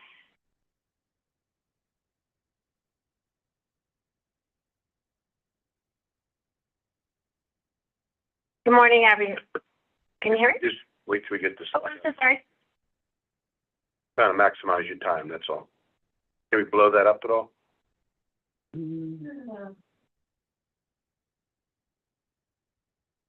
If not, give us your name and address for the record. All right. First, there's a lot of familiar faces here. I appreciate this opportunity. My name is Pamela Seibel, longtime resident, reside at 16011 Old Cheney Highway, 32833. I live in a rural settlement east of the Econ, just south of the Grow. The Grow is being built with over 2,000 homes and a large commercial presence, surrounded by failing roads, including Highway 50 and 419. Urban congested traffic, dangerous F-rated road that is an evacuation route with no relief in the forecast. Commuters suffer major gridlock, large section, no sidewalks or street lighting. Urban congested traffic, dangerous F-rated road that is an evacuation route with no relief in forecast. Commuters suffer major gridlock, large sections, like I said, no sidewalks or street lights. I repeat that because it's so, so important. There's costly delays. Dates have been pushed back. We were told it was going to be constructed in 2017. We've had multiple delays. We were promised construction in 2017, then 23, then 27 for the first section from Avalon Park Boulevard to 419 and then 419 to 520. It's consistent. You go 6, then 6, then 6. Construction costs go up. Project originally, per my flyers that I have, $113 million for the whole section. Now, for just the two sections that you now have broken up, this one to 419, it's 128 million. That doesn't include from 419 to 520, which sadly has a lot of accidents and casualties. The highway is known for safety issues, including crashes and fatalities. In the past 10 years, I want you to write this now down. This project location has had 1,870 crashes and 53 fatalities. This project, right? Repeat that number again. 1,870 crashes and 53 fatalities. Currently, this does not set the mark for Vision Zero. The project completion was supposed to be done 5 years ago. Since this project was supposed to be done, 825 crashes, some of them were up on the screen, 28 fatalities. If this project was done on time, could we have lowered these horrific numbers? Definitely save cost. Every day, month, year that a delay occurs, what is the true cost? My intersection, next to the Grove, South Tanner, is heavily traveled. It has only right turn only, no plans for a full access light. We've asked and asked, but we don't qualify. And this stretch is not included for the widening and safety improvements in 27. This is my corner, Lockwood neighborhood. We have almost 500 cars tracked by Orange County in my neighborhood. Plus, we have a bus hub, and the buses take shortcuts into that bus hub. Alarming stats again, 100 crashes last 10 years. 4 fatalities, including my neighbor. And what's not tracked on here is that his wife died afterwards because of injuries. This year already, a cement truck driver out of my intersection did an illegal turn and hit another driver, and they died. Costs go up. I understand it. Lives are impacted. Absolutely. We need this project in its entirety to stay on track. I was a fundraiser. I don't know what we can do to get the money, work the legislators or whatever, and maybe revenues will come up. This cannot be 6-4-6-4. It will cause a major bottleneck, and all this section that they're picking is just going to drive more traffic into my little neighborhood, a 2-lane road with cows, chickens, and no sidewalks in my section. We can't do it. We cannot sleep at night knowing that this is going to happen. I know that you guys do amazing work. I just ask for your help, and I look to you to say, please, please help me. The Grow is advertising right now for this huge development for 2,000 homes and a major presence of commercial. So I thank you for your time. I thank you for your support. And I don't know if you remember me, but I worked with you on Charity Challenge. I worked with Mayor Bates on Battle of the Brokerages, you with the sports committee. I just appreciate you all, and thank you. Thank you. Any other requests, please? We had another request submitted online for an Arcadio Garcia.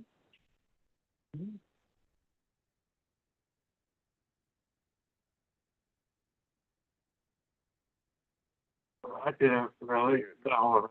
Right. Just give us your name and address for the record, sir.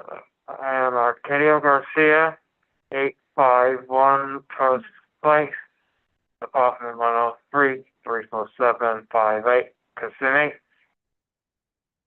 I didn't really know what I wanted to say, so I guess I'll just explain why I'm here, since I'm so out of place as well.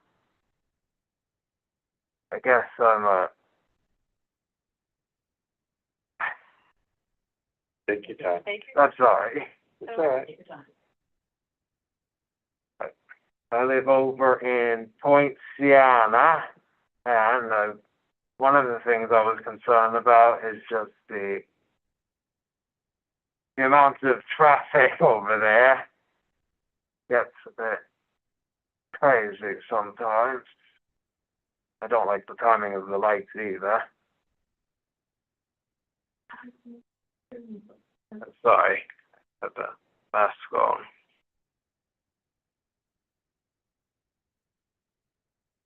I decided to come up here since I'm very interested in transit and transportation planning in general.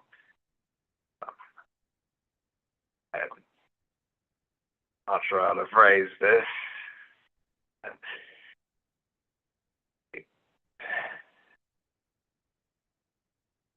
Very. I'm sorry. Would it make it easier for you if you meet with someone after the meeting to discuss it, or would you like to just express your opinion now? I didn't really have something to say in mind before I came up here. Okay. Been thinking about it for the multiple days I had the speaker card submitted. I'm sorry. That's all right. But I thank you for bothering to have me up here regardless. I didn't fill in the card. It's all right. over there. Don't worry about that. We'll figure it out. I might come here in the future again. Much less awkward that time. Thank you. Yes, that's all. Thank you. Have a good day, sir. Anyone else? Okay. Any other comments from the board? Mr. Chairman. Yes, Commissioner. I just wanted very briefly to bring up, our executive director mentioned the National Association of Regional Councils. And I just, as I am the representative of District 9, which is all of Florida and Georgia, it's my honor to represent it. We had a meeting in Washington, D.C. It's still going on. I came back yesterday for our own county commission meeting. But I did want to report that a couple of things that I think everybody in the rest of the nation is saying. Florida has moved to Washington, D.C., and I will tell you that NARC, the National Association of Regional Councils, which, by the way, I myself get involved with saying the acronyms, and we should all keep in mind, especially when we're up here, and I'm speaking specifically to my good friend Ed Links, that, not all of us know all the acronyms that you live with every single day. And I'm including the audience when we're doing that. But NARC is very much involved now in policy, trying to do a shift, trying to get involved more with the National Association of Counties, the National Association of Cities, all of which they're in the same building, by the way, in Washington, D.C. So it makes a lot of sense to do that. But I will tell you that a couple of observations that were made, especially in policy with the new administration, everybody from senators on down are saying, keep your heads down, be careful. And the second thing is the observation is that they're targeting easy targets. And you can see almost every day we're getting another thing up from Washington administration. But transportation is not an easy target. That's a good thing. That is a good thing. So I will tell you that we, I wanted to report that Congressman Soto came at my invitation to the dinner of the National Association of Regional Councils on Monday night, and he was well received. And also our good friend and longtime legislator Dan Webster is scheduled again on my invitation to meet with them at the Library of Congress right now, speaking to them on transportation issues, which, by the way, good for us. He is now one of the top folks, if not the lead on the subcommittee. I don't know the exact name, but on trains. So that was just recently put together on that. So I did want to tell you that. Also, I want you to know, since we were talking about engineering, the Engineering Society of Central Florida, which includes all the different groups, are having their engineering week next week. I didn't know there was such a thing, but there is. And they've asked me to be their keynote speaker at the DoubleTree downtown, talking about, and something very near and dear to me, the Wekiva Parkway and how we were able to integrate engineering within the environment. So that will be February 22nd. Just thought you'd all like to know that. Thank you very much. Any other comments from the board members? Yes, Commissioner? thank you. Mr. Constantine, thank you, because you really reminded me of something that is very important to us. Years ago, I went to Washington, and I was advocating for what was then the grant for transportation. I don't remember the name of it, because now it's SMART, but back then it was, I feel like the gentleman was here, went a blank. But anyhow, and one of the questions, and it was back then when the governor, DeSantis, was a congressional officer, elected official, I was giving him the spiel about how we were using those grants, the money is Tiger grants. Now I remember the Tiger grant, how we were using those dollars and how we were leveraging those dollars. And he kind of caught me off guard, because he said, okay, after I finished my spiel, I said, he said, so what's the return on investment? Okay, that's a good one. So I, came up off the cuff. I said, well, a lot of this is not tangible, so you cannot measure that way. You can see the benefit to our communities. But having said that, I came back, I made a comment back then, because the same thing happens to CDBGs. When we ask about those, if there's a way that we can measure that, we can be prepared when we go to Congress, because I was there also last week with the Florida League of Cities, and as we visit the different legislators, Senate and the representative, a lot of them are starting to ask the same question. So we want to see that we have that paperwork ready, so we can go over there and say, okay, this is what we're getting back from everything that we're getting from you guys. So it's a good tool to have. So I just want to put that out there so we can start putting down some notes and whatnot, what we're getting back. Even quality of life, what we're attaining in terms of what's happening in those areas where we're impacting the transportation projects, whatnot, how this is either reducing fatalities or, bettering the quality of life for people. Thank you. That's all I have. Thank you. Our next meeting is scheduled for March 12th. And until then, meeting is adjourned. Okay, thank you. You reminded me of that. Thank you.